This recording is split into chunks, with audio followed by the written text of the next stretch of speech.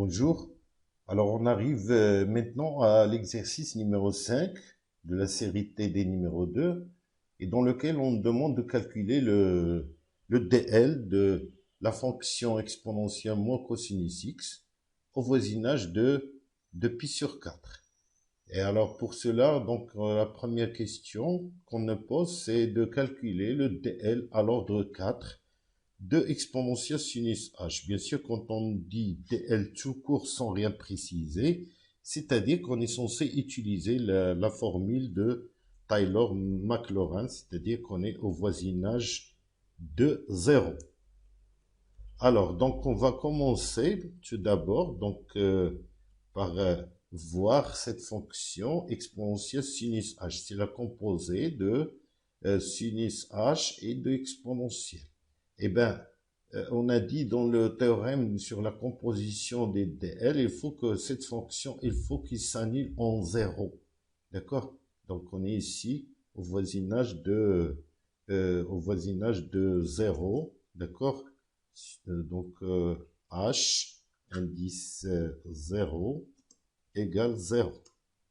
Donc, il faut que sinus H s'annule, et c'est le cas, bien sûr. On sait que le sinus de 0, c'est 0.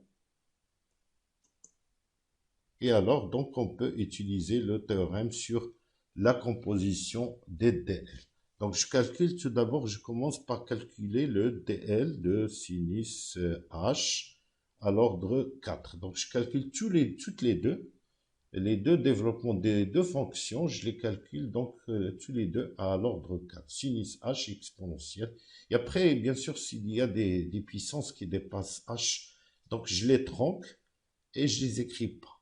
Donc ici h moins h au cube et sur factoriel 6 qui est factoriel 3 qui est égal à 6.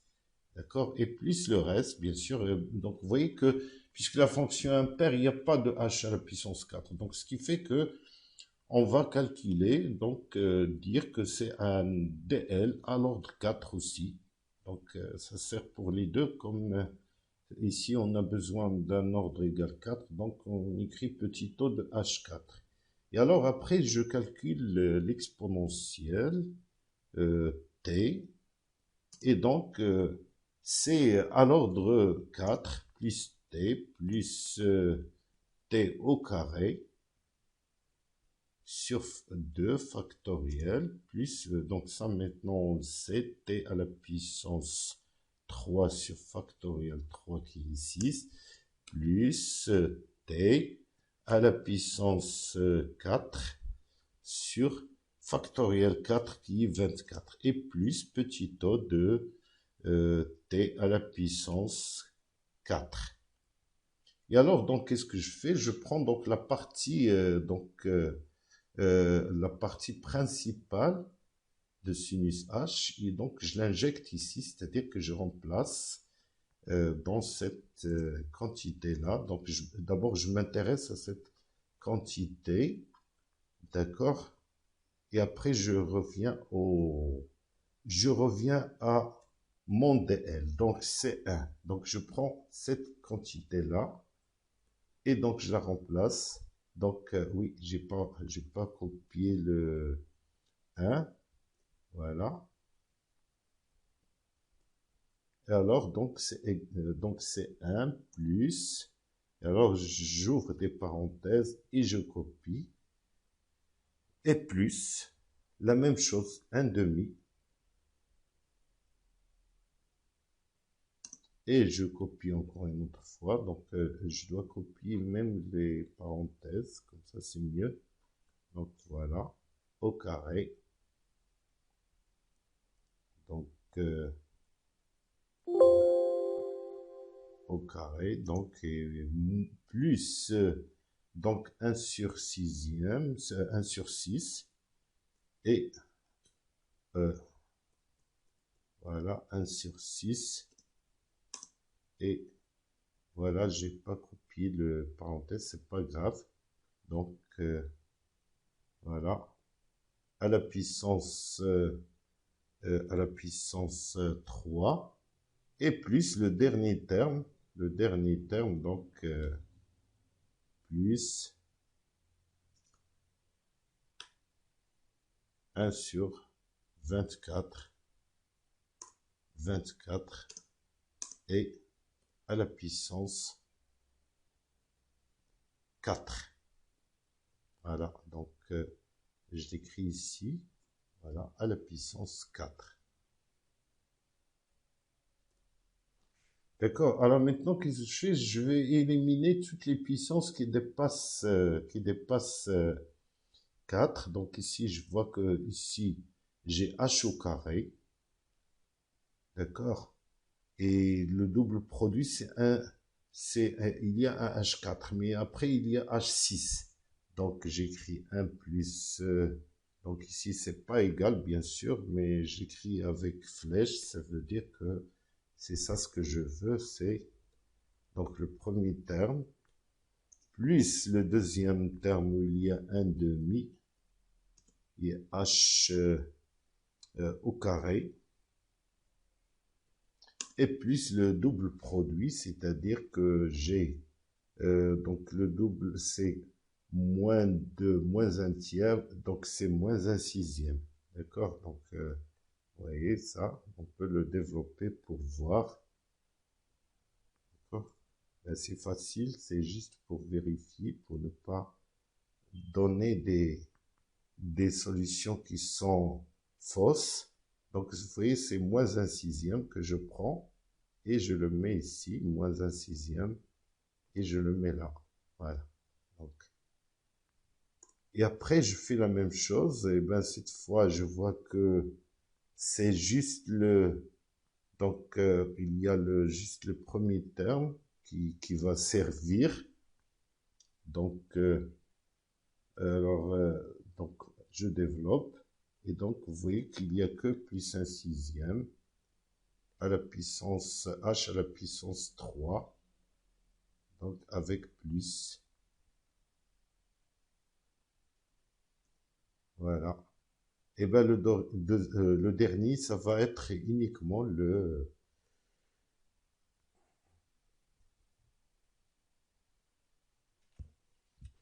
donc, uniquement le H4.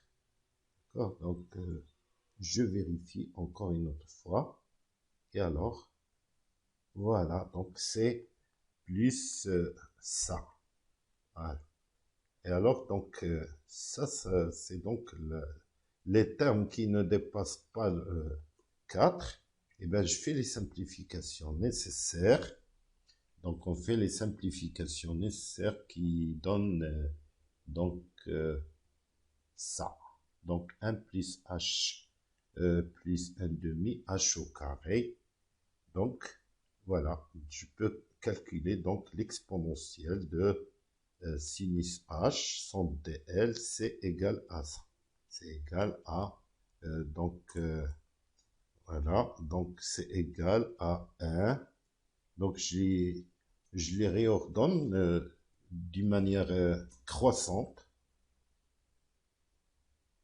de h au carré plus, donc c'est moins, voilà, moins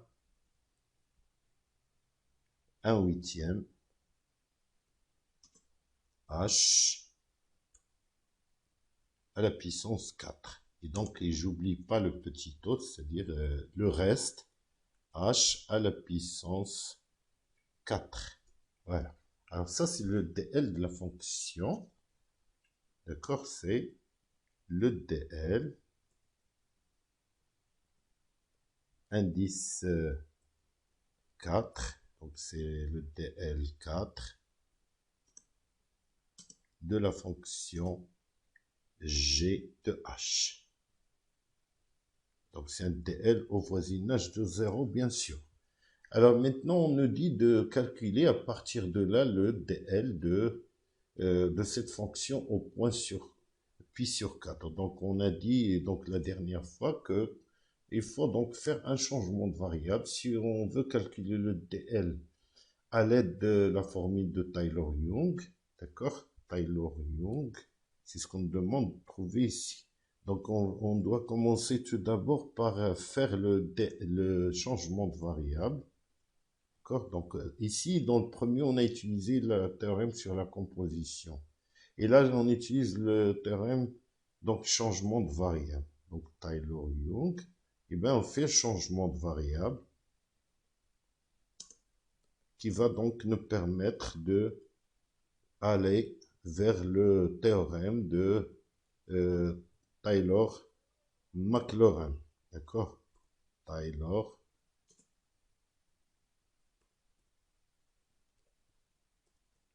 Voilà. Taylor-Maclaurin.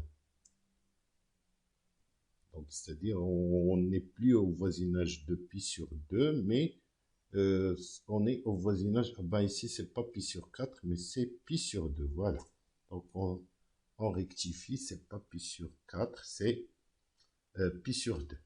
Donc, on fait un changement de variable, et alors, donc, le changement de variable qu'on le fait est le suivant. Donc, on pose x égale à h plus pi sur 2. D'accord? Et comme ça, donc, vous voyez que si h est égal à 0, le x égale à pi sur 2. Et alors, donc, ici, je calcule tout d'abord exponentielle. Donc, moi, j'avais la fonction à laquelle je m'intéresse maintenant, c'est exponentielle moins cosinus x. D'accord? Alors, donc, je commence par calculer cosinus x. Eh bien, cosinus x c'est égal à cosinus h plus pi sur 2, c'est-à-dire cette quantité. Donc, cosinus. Eh bien, ça, c'est quoi? C'est égal à cosinus, c'est moins sinus h.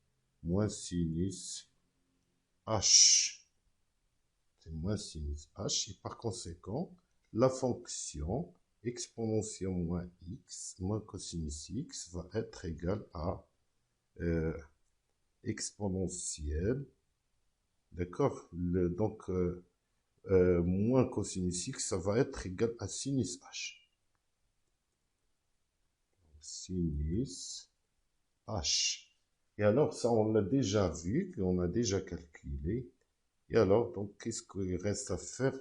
Il reste donc à donc revenir à l'ancien variable, donc c'est-à-dire égal 1 plus h. H, donc ça va être x moins pi sur 2. Donc, voilà, x moins pi sur 2. Et ben je vais donc copier plus 1 demi.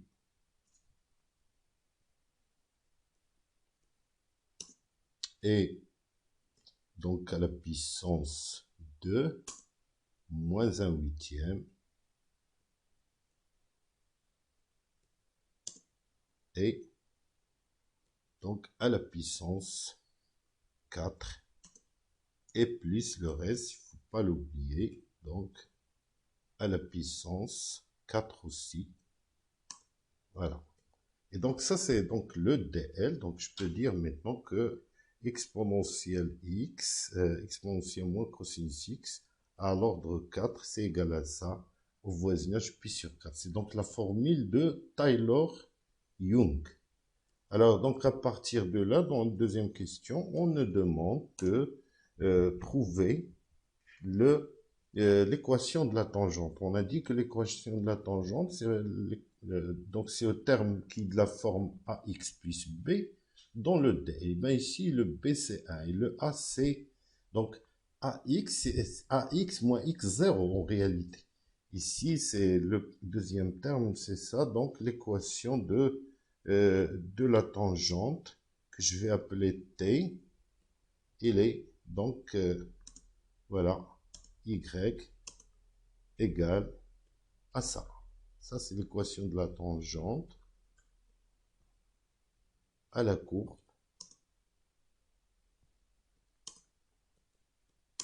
Et l'équation de la tangente à la courbe de la fonction f. Alors, il reste donc à déterminer la position. D'accord? La position, donc on a la position de la courbe par rapport à la tangente.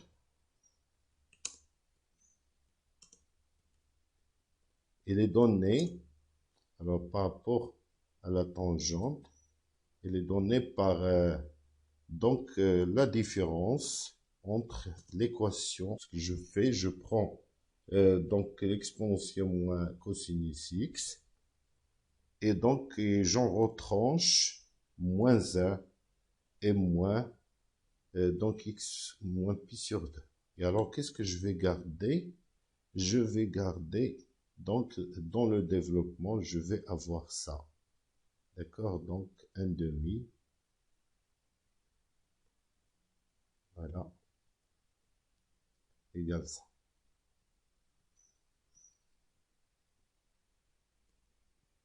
On trouve, alors, donc, c'est d'après le cours, c'est que ceci équivalent au voisinage pi sur 2 à ce premier terme-là. D'accord?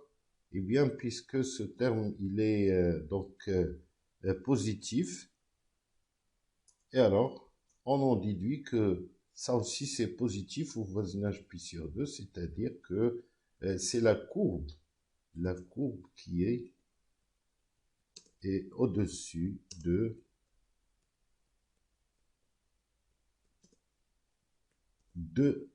la tangente, en ce point.